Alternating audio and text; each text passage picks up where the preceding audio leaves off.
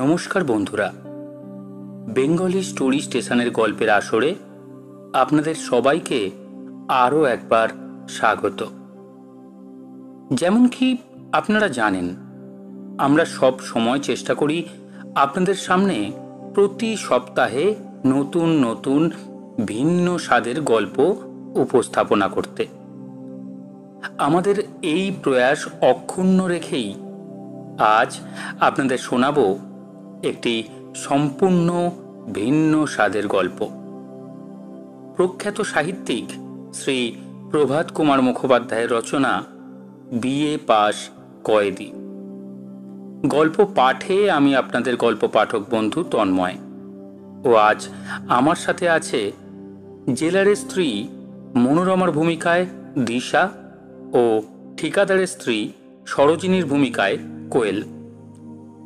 বন্ধুরা, আপনারা গল্প তো শুনছেন, কিন্তু বেশিরভাগ বন্ধুই কিন্তু সাবস্ক্রাইব করছেন না। যদি কোনো কিছু ভালো খারাপ লাগে তাহলে আমাদের কমেন্ট করে জানান, আর ভালো লাগলে please subscribe Bengali story station. Bengali story station, your story partner. চলুন শুরু করি আজকের গল্প বিএ পাস কয়েদি।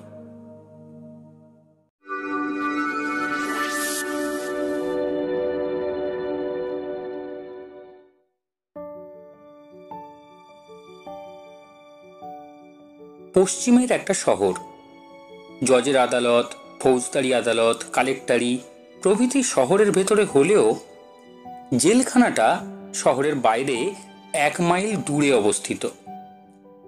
জেলের কর্তা অর্থাৎ জেলার বাবুর নাম ইন্দুভূষণ সান্যাল, বয়স 44 বছর। স্ত্রীর নাম মনোরমা, বয়স 38। এদের 2টি ছেলে, নগেন্দ্র ও খগেন্দ্র, বয়স 15 এবং 5 বছর। মেয়ে হয়নি। জেলখানার গেটের উপর দোতলায় জেলারের থাকার জন্য সরকারি ঘর, পিছনে টানা বারান্দা। সে বারান্দায় দাঁড়ালে জেলখানার ভেতরে অনেকটা দেখা যায়। জেলার বাবুর স্ত্রী মনোরমা সকালে বিকালে সেই বারান্দায় দাঁড়িয়ে জেলের উঠানে কয়েদিদের খাওয়া দাওয়া, গতিবিধি, অন্যান্য কার্যকলাপ দেখে আনন্দ পেয়ে থাকেন। মনোরমার বড় কষ্ট, কোনো প্রতিবেশী নেই যে এসে দুদণ্ড গল্প করবে, দুহাত তাস খেলবে অথবা চুলটা তার বেঁধে দেবে। ডেপুটি জেলার বাবু, অ্যাসিস্ট্যান্ট বাবু, জেলের ডাক্তার বাবু সকলেই বাঙালি। এদেরও সরকারি ঘর আছে, কিন্তু স্ত্রী নেই বা থেকেও নেই। ডেপুটি বাবু বিপত্নিক। অ্যাসিস্ট্যান্ট বাবুর স্ত্রী 3 মাস হলেও সন্তান সম্ভাবিতা হয়ে বাপের বাড়ি গিয়েছেন, কবে ফিরবেন তার ঠিক নেই। ডাক্তারবাবুর ঘরের যিনি গৃহিণী, তাকে ডাক্তারবাবু স্ত্রী বলে প্রচার করে থাকেন বটে, কিন্তু লোকে বলে বিয়েটা গান্ধর্ব মতে হয়েছিল, কাজেই ওই মহিলার কোনো ভদ্র পরিবারের সাথে মেলামেশা নেই। কয়েক বছর আগে বাপের বাড়ি থেকে মনোরমা এক অনাথা কায়স্থ মেয়েকে ঝিয়ের কাজের জন্য নিজের কাছে এনে রেখেছিল। সে প্রায় মনোরমার সমবয়সী ছিল। তার নাম ছিল কাতু বা কাত্যায়নী। নামে ঝি হলেও আগে রাজকন্যাদের যেমন সহচরী থাকতো, কাতু ছিল মনোরমার সেই রকম সহচরী।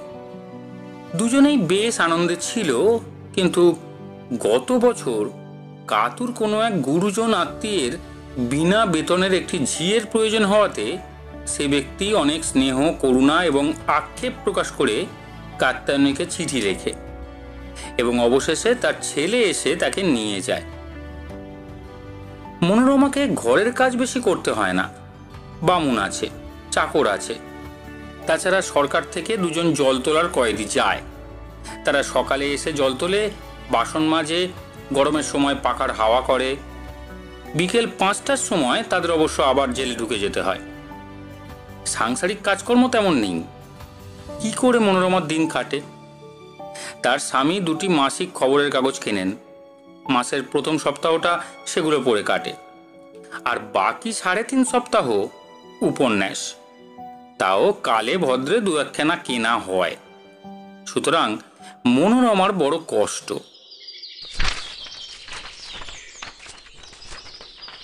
জেলার বাবু সকালে উঠে চা জলখাবার খেয়ে 7টার সময় আপিসে যান, আবার 10:30 কিংবা 11টায় বাড়ি এসে স্নানাহার করেন। তারপর দিবা ঘুমের পর বেলা 3:30টায় ওঠেন এবং 4টের সময় আবার অফিসে গিয়ে 2-3 ঘন্টা সরকারি কাজ করে থাকেন। আজ খাওয়া দাওয়ার পর মনোরমার যখন সময় হলো তখন বেলা 12টা বেজে গেছে। মনোরমা পিছনের বারান্দায় মাদুর বিছিয়ে খোলা চুলের রাশি ছড়িয়ে দিয়ে এক টুকরো মাসের খবরের কাগজ নিয়ে শুয়েছিল। চুল শুকাবার জন্যই এই সময় সে এইভাবে শোয়। ভিতরের খাটে তার স্বামী ঘুমাচ্ছে, বড় ছেলে স্কুলে গিয়েছে, ছোট খোকা অনেক দুষ্টুমি করে অবশেষে বাবার পাশে শুয়ে ঘুমোচ্ছে। মনোরমা কাগজের ছবিগুলো দেখা শেষ করে তারপর সূচিপত্র পরীক্ষা করতে লাগলো।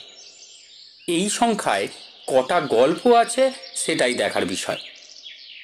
গল্প অতি অল্প দেখে সে অত্যন্ত বিরক্ত হয়ে আপন মনে বলল, পোড়ার মুখো কাগজওয়ালাদের একটু যদি আক্কেল হয়, শুধু প্রবন্ধ আর প্রবন্ধ, কচু পোড়া খাও। প্রবন্ধ নিয়ে তো মানুষ ধুয়ে খাবে, হাতির মতো কাগজটাতে 3টে মোটে গল্প, এ পড়তে কতক্ষণই বা লাগবে। এই বলে প্রথম গল্পটা পড়তে আরম্ভ করলো, কিন্তু গল্পের অর্ধেকটা পড়বার আগেই কাগজটা বুকে রেখে ঘুমিয়ে পড়ল। বেলা যখন 2:30 তখন হঠাৎ মনোরমার ঘুম ভেঙে গেল। কে তার পায়ে হাত দিয়ে নাড়া দিচ্ছে। চোখ খুলে দেখল ঠিকাদার বাবু স্ত্রী সরোজিনী। ওমা, তুমি?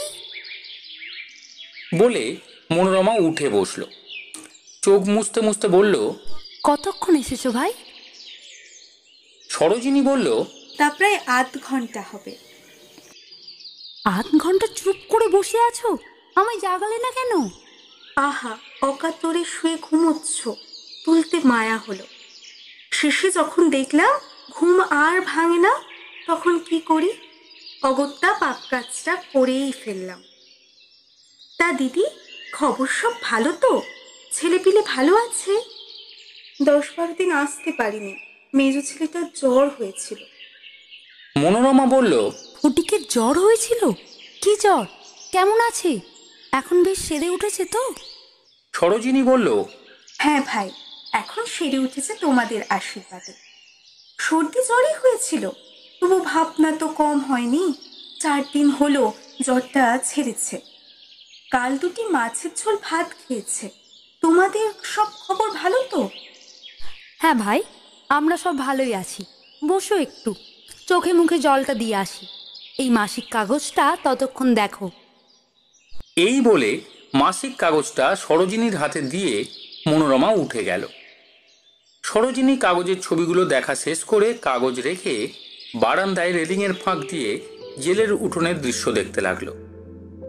বিশেষ দেখবার তখন যদিও কিছু ছিল না, কয়েদিরা সব বাইরে কাজ করতে গেছে। কেবল 4 জন কয়েদি উঠানের মাঝের পুকুর থেকে ঘড়া ঘড়া জল তুলে বাঁকে ঝুলিয়ে কোথায় নিয়ে যাচ্ছে, আবার খালি ঘড়া নিয়ে ফিরে আসছে। সরোজিনীর স্বামী ভূতনাথ এই জেলের ঠিকাদার। কয়েদিদের খাবারের জন্য চাল, ডাল, নুন, তেল প্রভৃতি সমস্ত জিনিসই তিনি সরবরাহ করে মাসের শেষে জেলার বাবুর কাছে তার বিল পেশ করেন। সরকারি হুকুম অনুযায়ী জেলার বাবুকে প্রতি রবিবার শহরে গিয়ে খাবার সামগ্রীর বাজার দর জেনে আসতে হয়। তার জন্য তিনি গাড়ি ভাড়া পেয়ে থাকেন। তিনি সেই জ্ঞান অনুযায়ী ঠিকাদার বাবুর বিল সংশোধন করে সেটি পাশ করেন। সুতরাং জেলার বাবুর প্রতি ঠিকাদার বাবুর অসীম ভক্তি। দেখা হলেই মাটিতে শুয়ে তার পায়ের ধুলো নেন এবং অন্য কেউ সেখানে উপস্থিত থাকলে কারণে অকারণে জেলার বাবুর বিদ্যা, বুদ্ধি, ধার্মিকতা, এমনকি তার আকৃতি চেহারার পর্যন্ত অজস্র প্রশংসা করে উপস্থিত ভদ্রলোকগণকে প্রশ্ন করে থাকেন, কি বলেন মশাই? আমি একটা কথাও বাড়িয়ে বলেছি? এদিকে আবার ঠিকাদার গৃহিণীও জেলার গৃহিণীকে দিদি বলতে অজ্ঞান। বাড়িতে গরু আছে, খাঁটি দুধের ছানা কেটে সন্দেশ করে এনে দেয়। কুল পাগলে কুলের আচার, কাঁচা আম উঠলে কাসুন্দি ও আম তেল তৈরি করে উপহার দেয়। বাজার থেকে ভালো বোম্বাই আম কিনে এনে মনোরমাকে দিয়ে বলে, দেশ থেকে এসেছিল আমাদের বাগানের আম। বাঙাল দেশের মেয়ে, ভালো শৌখিন কাঁথা সেলাই করতে জানে। এবার জেলার গৃহিণী সন্তান সম্ভাবনা হলে কাঁথা সেলাই করতে আরম্ভ করবে বলে রেখেছে। প্রায় 10 মিনিট পর মনোরমা পানের ডিবা ও দোক্তার কৌটো হাতে করে ফিরে এসে বলল, পান কটা সেজে আনতে দেরি হয়ে গেল ভাই। চাকর বাকরে সাজা পান আমার মুখে রোচে না, জানোই তো। সরোজিনী বলল, হ্যাঁ, তা জানি বই কি দিদি, কি চমৎকার যে তোমার পান সাজা, সে যে খেয়েছে সেই জানে। উনি কি বলেন জানো? উনি বলেন আমি এই যে কাজকর্ম না থাকলে প্রতিদিন জেলার বাবুর বাড়ি যাই, সে শুধুমাত্র গিন্নি ঠাকুরনের হাতে সাজা পান খাওয়ার লোকে। আমায় বলেন তুমি তার কাছ থেকে ওই রকম পান সাজা শিখে আসতে পারো না কেন?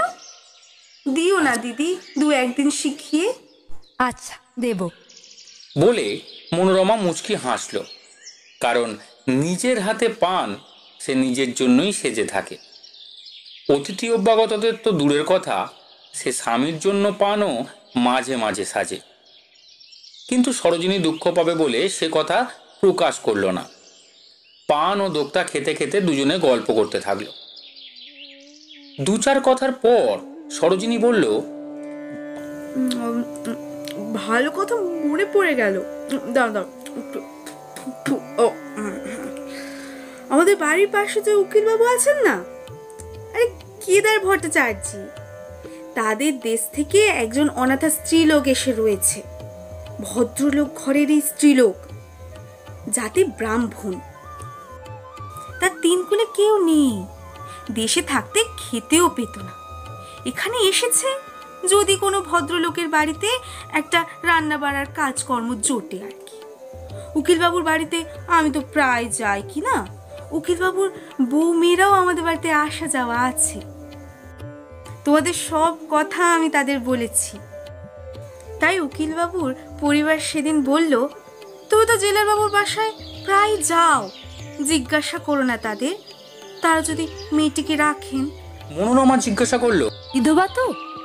না না, বিধবা কেন হবে, সধবা, কিন্তু স্বামী তার থেকেও নেই, সন্ন্যাসী, ওই কোথায় চলে গেছে, কোনো খোঁজ খবর। কতদিন নিরুদ্দেশ হয়েছে? তার দিদি আমি জিজ্ঞেস করিনি, 5-7 বছর হবে বোধ হয়। না, অত হবে না, তার কোলে একটা ছেলে, তার বয়সই তো 4 বছর। ছুরির বয়স কত? আমার চেয়ে ছোটই হবে, এই 18-19 বোধ হয়। বলে ওটি তার প্রথম সন্তান নয়, আরেকটি হয়েছিল, সেটি 6 মাস হয়ে মারা গেছে। মনোরমার মুখ দিয়ে অস্ফুট স্বরে আহা, শব্দ বের হলো। কিছুক্ষণ চুপচাপ চিন্তা করে বলল, মানুষটা নষ্ট দুষ্ট নয় তো? সরোজিনী বলল, তাও কি করে জানবো দিদি, সে নারায়ণই জানে, কিন্তু দেখি তো নষ্ট দুষ্ট বলে মনে হয় না। খুব ঠান্ডা, মুখে একটা কথা নেই, চোখ দুটো সদাই ছলছল করছে। তাছাড়া ধরো নষ্ট দুষ্টই যদি হতো, রান্নাগিরির কাজ করতে আসতো কেন? ভরা সমস্ত বয়স, দেখতেও মন্দটি নয়। নাম কি তার? মোক্ষদা। কোথায় বাড়ি বললে? ওই যে উকিল বাবুর বাড়ি যেখানে, বরিশাল জেলার কোন একটা গ্রাম, গ্রামের নামটা না ঠিক মনে আসছে না। মনোরমা একটু ভেবে বলল, একদিন নিয়ে এসো না তাকে সঙ্গে করে, দেখি মানুষটা কেমন। কর্তার মতটা ওর জিজ্ঞাসা করে রাখি, তাকে আমরা রাখবো কি রাখবো না সে কথা এখন থেকে কিছু বলে দরকার নেই। সরোজিনী বলল, বেশ, তা কবে আনবো বলো? তাকে শুধু বলবো এখন চল এক জায়গা থেকে বেরিয়ে আসি। মনোরমা বলল, কাল কি পরশু, যেদিন হয় নিয়ে এসো। বেশ, পরশুই তাকে আনবো তাহলে। কিছুক্ষণ অন্যান্য কথার পর সরোজিনী বিদায় নিল। রাত্রে শোয়ার আগে মনোরমা স্বামীকে কথাটা বলল। ইন্দুবাবু সব শুনে বললেন, বামনির কাজ খুঁজছে? তা বামন তো তোমার রয়েছে, কি করবে সে? মনোরমা বলল, রান্না বান্নার কাজই যে ওকে দিয়ে করাতে চাইছি তা নয়, ঘরকন্যার অন্য কাজও তো আছে। এই বিদেশে পড়ে আছি, একটা মানুষজন নেই, পাড়া প্রতিবেশী নেই, দুটো কথা বলেও তো বাঁচবো। ইন্দুবাবু হেসে বললেন, হো হো হো, ও তোমার একটি সহচরীর দরকার, তাই বলো। মনোরমা বলল, সে তুমি যাই বলো। তারপর বামুন ঠাকুরের যদি দুদিন অসুখ বিসুখই হলো, বামুনের মেয়ে, তাকে দিয়ে স্বচ্ছন্দে কাজ চালিয়ে নিতে পারবো। বা ধরো ছোট্ট খোকাকে একটু স্নান করিয়ে দিল, এইরকম সব কাজ আর কি। তারপর ধরো যা সন্দেহ করছি তাই যদি শেষে দাঁড়ায়। বলে মনোরমা লজ্জায় মুখ নিচু করে নিল। ইন্দুবাবু হেসে বললেন, তাহা বটে, তাহা বটে। ছোট খোকা হওয়ার সময় কাতি ছিল, তাই অনেক উপকার পাওয়া গিয়েছিল। আচ্ছা, তুমি তো তাকে আসতে বলেছ, আসুক, তার সঙ্গে কথাবার্তা বলে দেখো, তারপর যা বিবেচনা হয় করা যাবে। মোক্ষদা এলে তাকে দেখে তার সাথে কথাবার্তা বলে মনোরমার খুব পছন্দ হয়ে গেল। সরোজিনী বলেছিল তার বয়স 18-19, কিন্তু মোক্ষদা নিজে বলল তার 21 পূর্ণ হয়ে গেছে, 22 চলছে। পাড়া গাঁয়ের মেয়ে হলেও কথাবার্তায় বেশ সভ্যভব্য, আর একটু লেখাপড়া জ্ঞানও আছে। বলল বাচ্চা বেলায় সে স্কুলে পড়েছে, 4র্থ শ্রেণী পর্যন্ত পড়া হলে তার বিয়ে হয়ে যায় এবং সেজন্য স্কুলে যাওয়া বন্ধ হয়ে যায়। বাংলার সঙ্গে 3টে ইংরেজি বইও সে পড়েছে, মিশ্র ভাগ পর্যন্ত অঙ্ক করেছে, গসাগু করতেও শুরু করেছিল। তাছাড়া ভূগোল, প্রবেল, ইতিহাস পাঠ ইত্যাদিও পড়েছিল, কিন্তু এখন সেসব আর তার মনে নেই। মনোরমা তাকে খাওয়া পড়ার সাথে সাথে মাসে 4 টাকার বেতনে কাজে রাখলো। মনোরমা বেতনের কথা জিজ্ঞাসা করলে মোক্ষদা বলেছিল সে কিছু বলতে চায় না, মনোরমা যা বিবেচনা করে দেবেন সে তাতেই খুশি। ভদ্রঘরে আশ্রয় পেয়েছে, এটাই তার সৌভাগ্য। মোক্ষদার কাপড় জামার দুরবস্থা দেখে মনোরমার খুব দুঃখ হলো। স্বামীকে বলে ঠিকাদার বাবুকে দিয়ে মোক্ষদা ও তার ছেলের জন্য কিছু প্রয়োজনীয় কাপড় জামা আনিয়ে দিল। ঠিকাদার বাবু যেমন সস্তায় জিনিসপত্র কিনতে পারেন, তেমন আর কেউ পারে না। মনোরমার হাতের কাজ কেড়ে নিয়ে মোক্ষদা নিজে করত। নিজের ছেলের থেকেও বেশি মনোরমার 2 ছেলের প্রতি বেশি যত্ন নিত। কর্ত্রী ঠাকুরনীকে দিদি এবং কর্তাকে দাদাবাবু বলতে আরম্ভ করেছে, যদিও কর্তার সামনে সে আসে না, তার সঙ্গে কথা বলা তো দূরের কথা। আজ রবিবার বিকালে ইন্দুবাবু অফিস যান না। এই সময় তার বাজার দর যাচাই করবার জন্য শহরে যাওয়ার কথা। কাছাকাছি কোথাও ঠিকা গাড়ির আড্ডা নেই, গাড়ির প্রয়োজন হলে সেই শহরে লোক পাঠাতে হয়। চাকর গেছে গাড়ি আনতে। বড় ছেলে নগেন ম্যাচ দেখতে গেছে। ইন্দুবাবু স্ত্রীর সাথে পিছনের বারান্দায় বসেছিলেন। হঠাৎ তিনি বলে উঠলেন, ওগো দেখো, ওই পুকুরের পাড়ে নিম গাছের তলায় ওই ছোকরা গোছের একজন কয়েদি দাঁড়িয়ে আছে, দেখছো? মনোরমা বলল, হ্যাঁ, কে ও? ও সাধারণ কয়েদি নয়, ও বিএ পাস। বিয়ে পাস? বলো কি, চুরি করেছিল নাকি? না, চুরি নয়, ডাকাতি করেছিল বলা যায়। ও যে একজন মস্ত স্বদেশী। কোনো স্বদেশী ডাকাত বুঝি? ইন্দুবাবু হেসে বললেন, ডাকাতিও কি স্বদেশী আর বিলিতি হয় নাকি? তা নয়, দেশ উদ্ধারের জন্যে টাকা সংগ্রহ করবার উদ্দেশ্যে যে ডাকাতি, তাকেই আমি স্বদেশী ডাকাতি বলছিলাম। ওর নাম কি? কোথায় ডাকাতি করেছিল? ওর নাম শরৎ বাণুজ্যে। কোথায় ডাকাতি করেছিল তা এখন আর আমার মনে নেই, কিন্তু সে সময় খবরের কাগজে আমি ওর মোকদ্দমার কথা পড়েছিলাম। কতদিনের কথা? তা বছর 3 হবে, কিংবা কিছু বেশি। আমরা তখন পাটনায়, আগেও আলিপুর জেলে ছিল। এই মাস দেড়েক হবে এখানে এসেছে। কতদিন পর ওর খালাস হবে?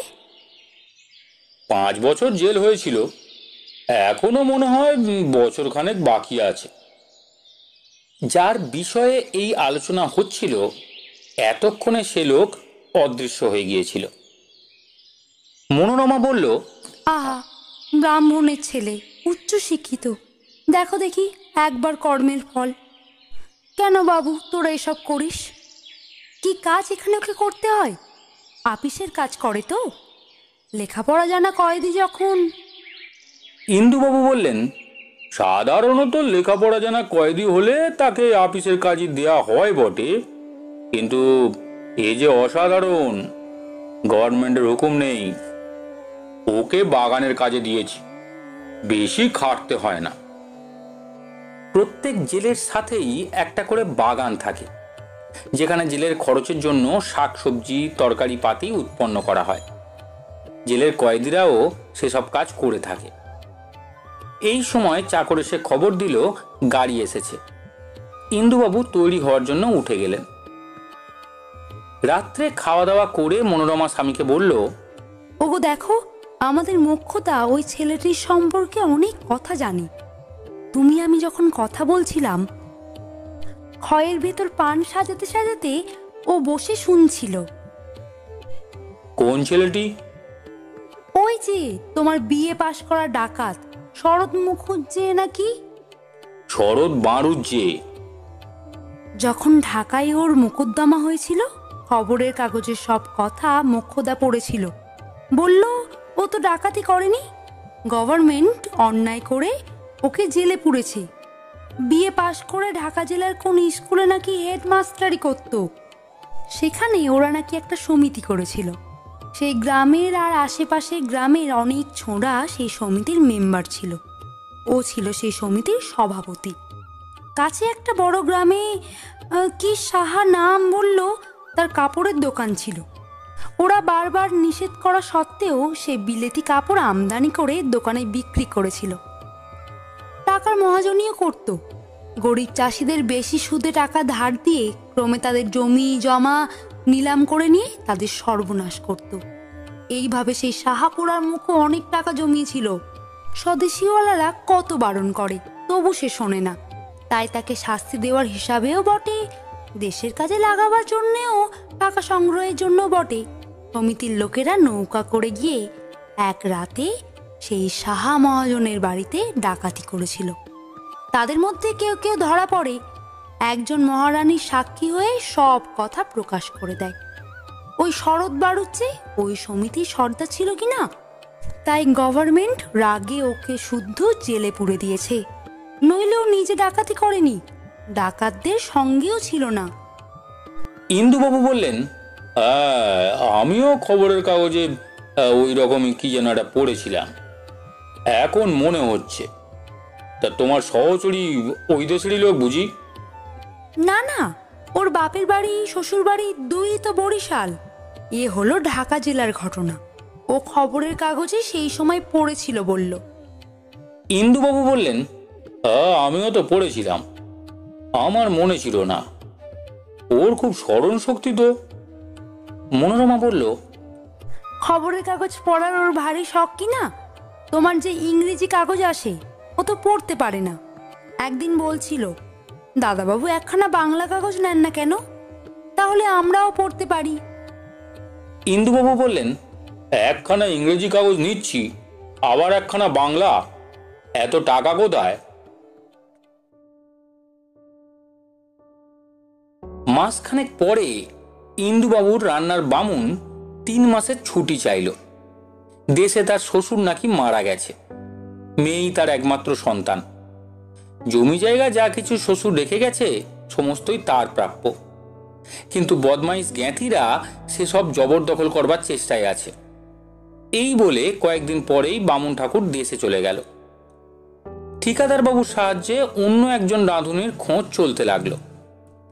রান্নাঘরের ভার গিয়ে পড়ল মোক্ষদার ওপর। মনোরমাও তাকে মাঝে মাঝে সাহায্য করে। এইভাবে কয়েকদিন চলল। ইন্দুবাবু একদিন দুপুরবেলা খেতে বসে বললেন, ও দেখো, সেই স্বদেশি কয়েদি শরৎ বাণুজ্যের সঙ্গে আজ আমার অনেক কথা হলো। কি কথা হলো? সে আমায় বলছিল, মশাই, জেলের খাবার খেয়ে খেয়ে আমার তো প্রাণ ওষ্ঠাগত হয়ে গেল। বাড়ির কাজকর্ম করবার জন্য আপনারা তো দুজন কয়েদি সরকার থেকে বরাদ্দ আছে। আমায় যদি সেই একজনের জায়গায় নিযুক্ত করেন তাহলে একবেলা দুটো খেয়ে বাঁচি। তা আমি বললাম, তুমি বিএ পাস, তুমি কি জল তোলা, বাসন মাজা এসব নোংরা কাজ করতে পারবে? তাছাড়া তুমি বামুনের ছেলে, এঁটো বাসনই বা তোমায় দিয়ে মাজাই কি করে? রাঁধতে জানো? সে বলল, কেন, আপনার বামুন তো আছে। জিজ্ঞাসা করলাম, তুমি কি করে জানলে আমার বামুন আছে? সে বলল, ওই নাথুনি আর গুরুচরণ যারা রোজ আপনার বাড়িতে কাজ করতে যায় তারা বলে যে। আমি বললাম, বামুন ছিল, পালিয়েছে। রাঁধতে জানো তো বলো, গুরুচরণের বদলে তোমাকে নিই। সে বলল, রান্না বান্না মোটামুটি যে না জানি তা নয়, মা ঠাকুরুন একটু আধটু দেখিয়ে শুনিয়ে দিলেই কাজ চালিয়ে নিতে পারবো। আমি হেসে বললাম, আচ্ছা দেখি বিবেচনা করে। কি করব, আনবো তাকে? এই বিএ পাস কয়েদি সম্বন্ধে মনোরমার মনে কিছু কৌতূহল ছিল। তাছাড়া ব্রাহ্মণ সন্তান ডাকাতি না করেও কারাযন্ত্রণা ভোগ করছে জেনে তার উপর সহানুভূতি জন্মেছিল। তাই সে স্বামীর প্রস্তাবে সহজে সম্মত হল। ইন্দুবাবু বললেন, ও যে বলেছে ওকে একটু দেখিয়ে শুনিয়ে দিতে হবে, তুমি তা পারবে তো? মনোরমা বলল, সেই তো মুশকিল, ওর সঙ্গে কথা বলতে লজ্জা করবে যে। কেন, কাল যদি একজন নতুন রাঁধুনি বামুন আসে তুমি তার সাথে কথা বলবে না? মনোরমা বলল। ইন্দুবাবু হেসে বললেন, কি ভাগ্যিস আমি বিএ পাস করিনি, তাহলে ফুলশয্যার রাত থেকে আজ পর্যন্ত তুমি আমার সাথে কথাই বলতে না, বলো? হ্যাঁ। মনোরমা লজ্জা পেয়ে লাজুক হাসি হেসে বলল, কি যে তুমি, তার ঠিক নেই, তুমি আর ও কি সমান? দুদিন পরে শরৎ এসে স্নান করে মনোরমার রান্নাঘরে প্রবেশ করল। তার কথাবার্তা চালচলন অত্যন্ত বিনীত ও ভদ্র। মনোরমাকে প্রথমেই মাতৃ সম্বোধন করায় তার সম্বন্ধে সংকোচের ভাব মনোরমার মন থেকে অনেকটা দূর হলো। তবুও মনোরমা মোক্ষদাকে বলল বামুন ঠাকুরকে কি রাঁধতে হবে বলে দেওয়ার জন্য। মোক্ষদা জিভ কেটে মনোরমার সে নির্দেশ অগ্রাহ্য করল। অবশেষে মনোরমা গিয়ে বামুন ঠাকুরকে রান্নার বিষয়ে বলল। আরো বলল, আমার ছেলে নগেন 10টার সময় খেয়ে স্কুলে যাবে, বাবু খেতে বসবেন 11:30টায়। বামুন ঠাকুর বলল, তাহলে মা, বড়বাবুর ভাত কটা আগে চড়িয়ে দেবক্ষণ, কর্তাবাবুর আর অন্য সবাইয়ের ভাত শেষে রাঁধবো। তাই করো। বলে মনোরমা চলে আসলো। মাঝে মাঝে মনোরমা গিয়ে আধ ঘন্টা দিয়ে রান্নাঘরের দরজার কাছে দাঁড়ালো, দেখলো বামন ঠাকুরের কাজে কোনো রকমের ভুল হচ্ছে কিনা। ইন্দুবাবু অফিস থেকে ফিরে স্নান করতে যাওয়ার সময় রান্নাঘরের কাছে দাঁড়িয়ে কৌতূহলের সাথে বিএ পাস বামন ঠাকুরের কাজকর্ম দেখছিলেন। বললেন, কি রে শরৎবাবু, রান্নার তোমার কত দূর? শরৎ বলল, আগে আমায় আর বাবু বলে লজ্জা দেন কেন? আর সব রান্নাই আমার হয়ে গেছে, ভাতটা চড়িয়েছি, আপনি স্নান করুন, ততক্ষণ ভাতও হয়ে যাবে। খেতে বসে অর্ধেক খাওয়ার পর ইন্দুবাবু স্ত্রীকে জিজ্ঞাসা করলেন, এসব কি বামন ঠাকুর নিজেই রেঁধেছে? তুমি বোধহয় দেখিয়ে শুনিয়ে দিয়েছ ওকে? মনোরমা বলল, কিছুই দেখিয়ে দিইনি। তবে মোক্ষদা দেখিয়ে দিয়েছে বোধহয়। ও তো রান্নাঘরে ত্রিসীমানাই যায়নি। কেন, বামুন ঠাকুর রেঁধেছে কেমন? বেশ রেঁধেছে গো। বলে ইন্দুবাবু শরৎকে ডাকলেন। শরৎ এসে কিছু দূরে বিনীতভাবে দাঁড়িয়ে বলল, আর কি এনে দেব? ইন্দুবাবু বললেন, আর কিছু এনে দিতে হবে না, কিন্তু শরৎ, ঠিক করে বলো তো দেখি, সত্যিই কি তুমি বিএ পাস? শরৎ কিছু উত্তর দিল না, শুধু একটু হাসলো। ইন্দুবাবু আবার বললেন, তুমি বলেছিলে মোটামুটি একরকম রাঁধতে তুমি জানো, এ তো মোটামুটি নয়, এক্সপার্ট হাতে রান্না, এ তুমি শিখলে কি করে? শরৎ বলল, আগে আমি যখন মাস্টারি করতাম তখন ছেলেদের নিয়ে আমি একটা বোর্ডিং বলুন আর আশ্রম বলুন খুলেছিলাম। আমরা আশ্রমই বলতাম, মহাত্মা গান্ধীর আদর্শই আমরা অনুসরণ করতাম। নিজের সব কাজ আমরা নিজেরাই করতাম, এমনকি বাসন মাজা, ঘরদোর ঝাড় দেয়া, সমস্ত কিছু। কোনো চাকর বাকর আমাদের ছিল না। প্রথম রান্নার রেসিপি হাতের কাছে রেখে আমি নিজেই রাঁধতাম।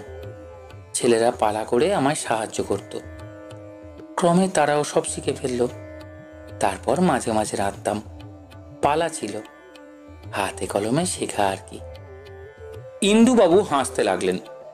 মনোরমা বিস্ময় ও শ্রদ্ধা ভরা দৃষ্টিতে বামুন ঠাকুরের দিকে চাইতে লাগলো। ইন্দুবাবু বললেন, তোমার খালাসের বুঝি আর 1 বছর বাকি আছে? শরৎ বলল, 10 মাস। 10 মাস?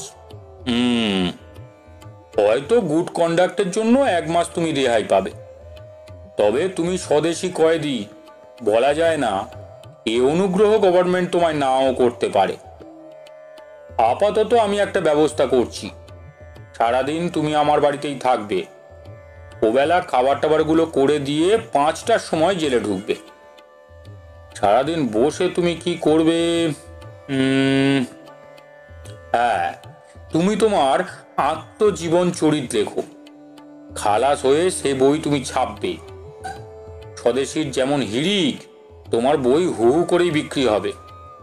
যতদিন আবার কাজকর্ম একটা না জোটাতে পারো, সেই বইয়ের আয়ে তোমার চলে যাবে।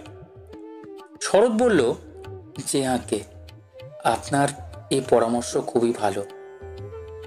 পরদিন বড় খোকা অর্থাৎ নগেন স্কুল থেকে ফিরে একটা বাঁধানো খাতা বামুন ঠাকুরকে দিল।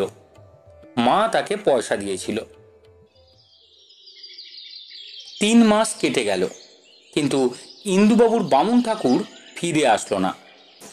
মনোরমা বলল, ওই রকম করে, একবার ছুটি নিয়ে দেশে গেলে আর সহজে আসতে চায় না। ইন্দুবাবু বললেন, শ্বশুরের বিষয় সম্পত্তি পেয়ে তার মনে হয় অবস্থা ফিরে গেছে, আর চাকরি করার দরকার নেই। কাজ তো চলে যাচ্ছে, কিন্তু শরৎ তো মনে হয় বেশি দিন থাকবে না। বদলির হুকুম এসেছে নাকি? না, আসেনি এখনো, কিন্তু আসতে কতক্ষণ? স্বদেশী কয়েদিকে গভর্নমেন্ট বেশি দিন তো এক জেলে রাখে না। এখানে কতদিন হলো ওর? মাস 6 হলো মনে হয়। ওর মেয়াদের দিন আর মাত্র 6 মাস বাকি আছে। বেশ কাজকর্ম করছিল, অতি ঠান্ডা স্বভাব, সৎ চরিত্র। বাকি 6টা মাস এখানেও থাকলেই বেশ হতো। এই 3 মাসে শরৎ সকলেরই প্রীতিভাজন হয়ে উঠেছে। অন্যান্য কয়েদি যারা জেলার বাবুর বাড়িতে এসে বাড়ির কাজ করবার হুকুম পায়, একটা দুর্লভ সুযোগ তারা লাভ করে। লুকিয়ে তামাক খেতে পারে, বাড়ির চাকর বাকরের সঙ্গে ভাব করে এই সুবিধাটুকু ভোগ করে নেয়। কিন্তু জেলে তো তামাক খাওয়ার কোনো উপায় নেই। শরৎ তামাক, সিগারেট, বিড়ি কিছুই খায় না, এমনকি খাওয়ার পরে পান পর্যন্ত নয়। প্রথম দিন শরতের খাওয়া হয়ে গেলে মনোরমা চাকরের হাত দিয়ে তার জন্য 2টো পান পাঠিয়ে দিয়েছিল। কিন্তু শরৎ বলেছিল, মাকে বলো পান তো আমি খাই না, দয়া করে 2টো সুপুরি লবঙ্গ যদি দেন তো খাই। বড় খোকা, ছোট খোকা, এমনকি মোক্ষদার ছেলেটির সাথেও শরতের অত্যন্ত ভাব। বড় খোকাকে শরৎ কত দেশ বিদেশের গল্প বলে, বিশেষ করে নেপোলিয়নের যুদ্ধের গল্প এমন সুন্দর করে বলতে পারে যে শুধু বড় খোকা নয়, মনোরমা, মোক্ষদা পর্যন্ত শুনে মুগ্ধ হয়ে যায়। মনোরমা তো বলে, ও আমার বড় ছেলে। মোক্ষদা মাথায় কাপড় দিলেও শরতের সাথে নিয়মিত কথা বলে। আগে ইন্দুবাবু মনোরমাকে বলেছিলেন, তোমার সহচরীটাকে বেশি শরতের কাছে যেতে টেতে দিও না, দুজনেরই পুরো সমস্ত বয়স, জানো তো, চাণক্য পণ্ডিত বলেছিলেন, ঘি আর আগুন একসঙ্গে রাখবে না। মনোরমা বলেছিল, সে বুদ্ধি কি আমার নেই? হাজারো গেরস্তের মেয়ে আমাদের আশ্রয়ে রয়েছে, ওর ভালো মন্দ আমাকেই দেখতে হবে তো। কিন্তু অল্পে অল্পে এ নিষেধ আলগা হয়ে গিয়েছিল। একদিন মোক্ষদাকে শরতের সাথে কথা বলতে দেখে ইন্দুবাবু স্ত্রীকে জিজ্ঞাসা করলেন, মোক্ষদা এখন শরতের সাথে কথা বলে দেখছি। মনোরমা বলেছিল, এক বাড়িতে থেকে কথা না বললে চলে? কুটনো কেটে দেওয়া, বাটনা বেটে দেওয়া, রান্না বান্নার জোগাড় করে দেওয়া, সবই তো এখন মোক্ষদাই করে। ওগো, শরৎ সে ছেলে নয়, দেব চরিত্র পুরুষ। ওরা দুজনে রান্নাঘরে কাজকর্ম করছে, কতদিন এমন আমি হঠাৎ গিয়ে পড়েছি। কখনো দুজনকে কথাবার্তা বলতে দেখিনি। গম্ভীর মুখ, কেউ কারোর দিকে তাকায়ও না। যেদিন স্ত্রীর সাথে ইন্দুবাবু শরতের অন্য জেলে বদলি হওয়ার প্রসঙ্গে কথা হয়েছিল, তার 1 সপ্তাহ পরে তিনি আপিস থেকে এসে বললেন, ওগো, শরতের বদলির হুকুম এসেছে। কোথায়? বক্সার সেন্ট্রাল জেলে। কবে যেতে হবে? 5 দিন পরে। ইন্দুবাবু শরৎকে ডেকে খবরটা দিলেন। শুনে সে মুখটা চুন করে থাকলো। শরতের বদলির খবরে বাড়ি শুদ্ধ সকলেই দুঃখিত। ইন্দুবাবু বললেন, ঠিকাদার বাবুকে বলি, যদি জানাশোনা থাকে একটা ভালো বামুন জোগাড় করে দিতে পারেন। শেষ দিন কাজ করে বিকালে জেলে ঢোকার আগে শরৎ মনোরমাকে বলল, মা, এই কমাস আপনার বাড়িতে বড় সুখেই ছিলাম, যেন বাড়ির ছেলের মতোই ছিলাম। আমি যে জেল খাটছি তা আমার মনেই হতো না। কাল বেলা 9টার সময় আমায় নিয়ে যাবে। যাবার আগে একবার আপনার পায়ের ধুলো নিয়ে যেতে চাই। আপনি বাবাকে বলে হুকুমটা করিয়ে দেবেন, নইলে তো সে সময় আমাকে আসতে দেবে না। মনোরমা চোখের জলে তাকে সে অনুমতি দিল। পরদিন যথাসময়ে শরৎ আর এলো না। আজ মোক্ষদাই রান্না করবে। তবে আজ ফতেয়া দোয়াজ দোয়ামের ছুটি বলে নগেনের স্কুল নেই, রান্নার তাড়া নেই। 7টার সময় যখন জেলার বাবু অফিসে যাচ্ছিলেন, তখন মনোরমা তাকে শরতের বিষয়ে মনে করিয়ে দিল। ইন্দুবাবু বললেন, আচ্ছা আচ্ছা, আমি গিয়েই তাকে পাঠিয়ে দিচ্ছি। ইন্দুবাবু চলে গেলে মনোরমা মোক্ষদাকে বলল, তাহলে স্নান টান সেরে নিয়ে রান্নার জোগাড় দেখো। তোমার স্নান হয়ে গেলে আমিও স্নান করে রান্নাঘরে যাব। অন্য দিনের থেকে আজ একটু সকালেই 10:30 না বাজতেই ইন্দুবাবু আপিস থেকে বাড়ি ফিরলেন। জামাকাপড় পাল্টাচ্ছেন, এমন সময় মনোরমা ঘামে উত্তেজিত হয়ে উপস্থিত হলো। ইন্দুবাবু বললেন, কি গো, কোথায় ছিলে? রান্না করছিলাম। কেন, মোক্ষদা? মনোরমা মুখটা গম্ভীর করে কিছুক্ষণ চুপ করে থাকলো। তারপর বলল, ওর হাতে আমাদের আর খাওয়া চলবে না। কেন, কি হয়েছে? মনোরমা থেমে থেমে বলল, ও খারাপ মেয়ে। ইন্দুবাবু আশ্চর্য হয়ে বললেন, হ্যাঁ, সে কি? কে বলল? কোথায় শুনলে তুমি? আমি নিজের চোখে দেখেছি। ভাত চড়ি দিয়ে এসেছি, এখনো ফুটতে দেরি আছে। সব কথা বলি শোনো। এই বলে মনোরমা একটা চেয়ারে বসল। ইন্দুবাবু ভয় ভয় চোখে স্ত্রীর দিকে তাকিয়ে বললেন, কি কি হয়েছে বলো দেখি। তখন মনোরমা বলতে শুরু করলো, তুমি আপিস যাওয়ার সময় শরৎকে পাঠিয়ে দিতে তোমায় বললাম তো। সে 8টার সময় আমায় প্রণাম করতে এলো। মোক্ষদা তখন স্নানের ঘরে, আমি এই ঘরে বসে তেল মাখছি। শরৎ এসে আমার কাছে বসলো। সে থাকতে থাকতে মোক্ষদা স্নানের ঘর থেকে বেরুলো, বেরিয়ে ওদিকে চলে গেল। তারপরে শরৎ আমায় প্রণাম করে বিদায় নিল। আমি স্নানের ঘরে ঢুকে দরজা বন্ধ করলাম।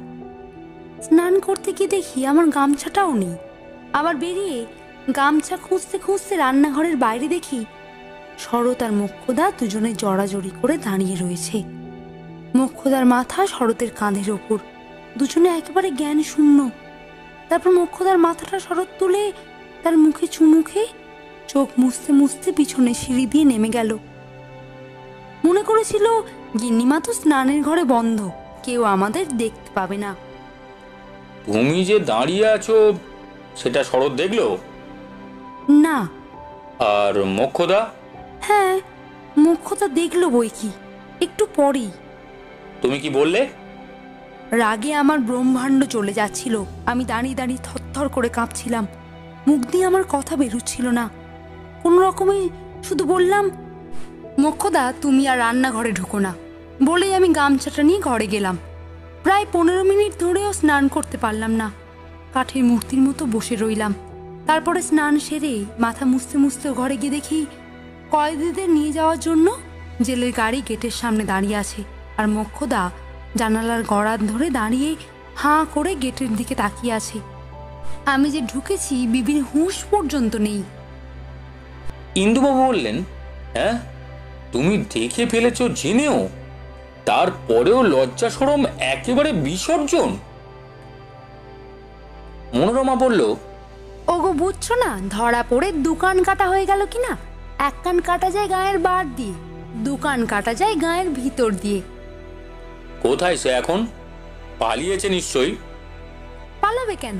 নিজের বিছানায় শুয়ে বিরহিনী মনে হয় বিরহের কান্না কাঁদছেন। ইন্দুবাবু কিছুক্ষণ চুপ করে বসে থাকার পর থেমে থেমে ধীরে ধীরে বললেন, সংসারে মানুষ চেনবার উপায় নেই। ওই পাজিটাকেই তুমি একদিন বলেছিলে দেব চরিত্র পুরুষ, আর তাও ওই মোক্ষদারি সম্বন্ধে। আর মোক্ষদাও যে এমন ভেজা বেড়াল তা তো একদিনের জন্য সন্দেহ হয়নি। ছি ছি ছি ছি ছি, ভদ্রলোকের বাড়ির মধ্যে এ কি কাণ্ড! দুপুরবেলা আমি ঘরে নাক ডেকে ঘুমাই, তুমিও মাঝে মাঝে শহরে বন্ধু বান্ধবের বাড়ি নেমন্তন্ন খেতে গিয়েছো। দিব্যি সুযোগটি পেয়েছিল ওরা। ছি ছি ছি ছি ছি ছি, চুলোয় যাক। এখন কি করা যায় বলো দেখি।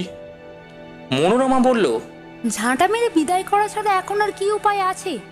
তুমি স্নান করে ফেলো, আমার ভাতও মনে হয় হয়ে এলো। খাওয়া শেষ করে ইন্দুবাবু খাটে বসে তামাক খাচ্ছিলেন। তামাকটা শেষ হলে শোবেন। মনোরমা মোক্ষদার ভাত বেড়ে অবহেলা ভরে তার ঘরের থালাটা ফেলে এসে স্বামীর পাতে নিজে খেতে বসল। ইন্দুবাবু তামাকটা শেষ করে কি পড়তে পড়তে ঘুমাবেন সেই জন্য একটা বইটই খুঁজছিলেন। এমন সময় বড় খোকা একটা খাতা হাতে নিয়ে ঘরে প্রবেশ করল। ইন্দুবাবু খাতাটা দেখেই বুঝতে পারলেন এটা সেই শরৎকে দেয়া খাতা, যেটাতে ও ওর জীবনী লিখেছিল। ইন্দুবাবু অন্য বই না নিয়ে কৌতূহলের বসে সেটা হাতে নিয়েই শুয়ে পড়লেন। প্রথমে শেষটা দেখলেন সমাপ্ত হয়েছে কিনা। দেখলেন সমাপ্ত হয়নি। ঢাকা জেলায় তার গ্রেপ্তারের কথা পর্যন্ত লেখা হয়েছে। পৃষ্ঠা উল্টে এখানে সেখানে দেখতে দেখতে দেখলেন একটা পরিচ্ছেদের শিরোনামে রয়েছে আমার বিয়ে। সেই পৃষ্ঠাতেই লেখা রয়েছে অমুক গ্রামের তমুকের কন্যা শ্রীমতী মোক্ষদা সুন্দরীর সাথে আমার বিয়ে হলো। পড়েই তার মনে হলো এই মোক্ষদাই নয় তো। পড়তে পড়তে শেষ দিকে দেখলেন গ্রেপ্তারের সময় স্ত্রী গর্ভবতী ছিল। তারই হিসেব করে দেখলেন এই মোক্ষদার ছেলের সঙ্গে বয়স মিলে যাচ্ছে। অবাক হয়ে ইন্দুবাবু বসে ভাবছেন। এমন সময় মনোরমা খাওয়া শেষ করে এসে দাঁড়ালো।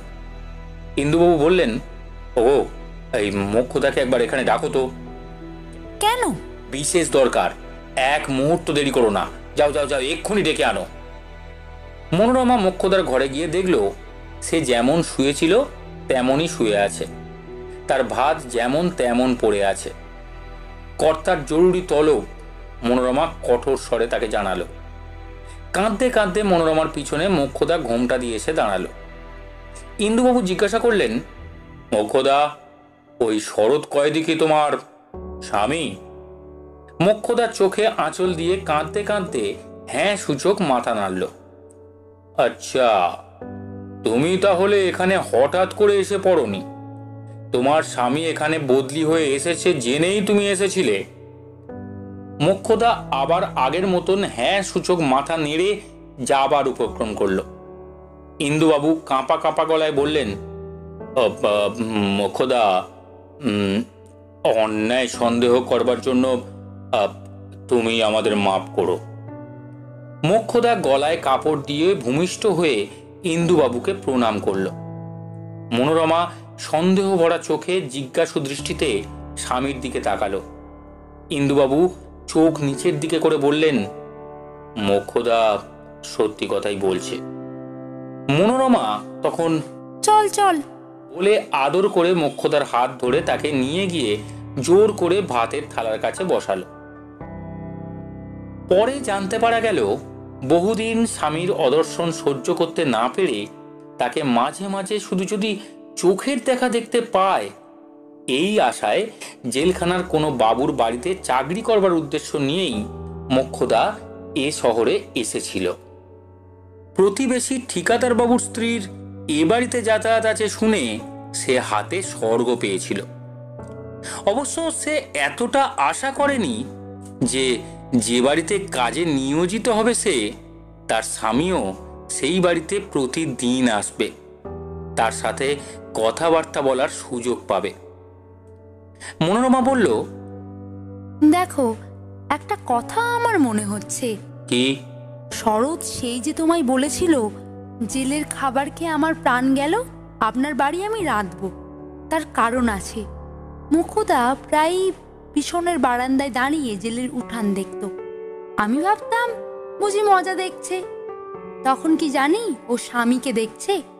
শরৎ 5 দিন ওকে দেখে থাকবে, তাই এ বাড়িতে কাজ করবার জন্যে ছোঁড়ার এত আগ্রহ হয়েছিল।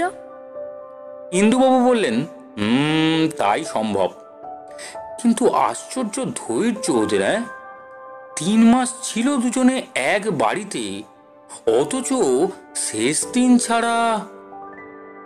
মনোরমার ছেলে হওয়া পর্যন্ত মোক্ষদা থাকলো। বস্তুত জেল থেকে ছাড়া পেয়ে শরৎ যখন স্ত্রীকে নিতে আসলো, মনোরমার ছেলে তখন 2 মাসের হয়েছে। এখানেই শেষ হলো আজকের গল্প। প্রভাত কুমার মুখোপাধ্যায়ের রচনা বিএ পাস কয়েদি। গল্প পাঠ ও আমাদের উপস্থাপনা কেমন লাগলো জানাতে ভুলবেন না। আর যদি ভালো লাগে সাবস্ক্রাইব করতে ভুলবেন না Bengali story station. Bengali story station, your story partner. আজকের মতো এখানেই, ধন্যবাদ।